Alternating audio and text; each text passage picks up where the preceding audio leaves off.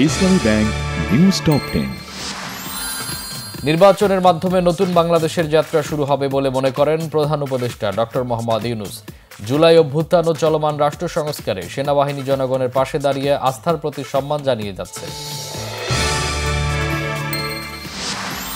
সেনাকুঞ্জে প্রধান উপদেষ্টার সাথে বিএনপি চেয়ারপারসন বেগম খালেদা জিয়ার বৈঠক, রাজনীতিবিদ সহ অতিথিদের সাথে শুভেচ্ছা বিনিময়।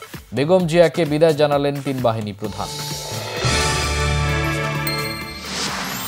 জুলাই সনদ বাস্তবায়ন হলে তত্ত্বাবধায়ক সরকার গঠন প্রক্রিয়া বদলে যাবে, তবে এর সাথে সুপ্রিম কোর্টের দেয়া রায়ের বিরোধ তৈরি হবে না মনে করেন রাজনীতিবিদরা।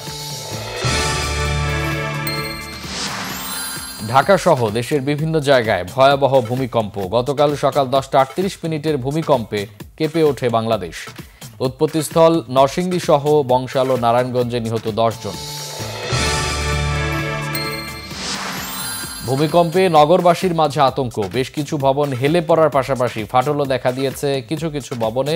ঢাকাকে নিরাপদ করে গড়ে তুলতে সরকারের প্রতি ইশরাক হোসেনের আহ্বান।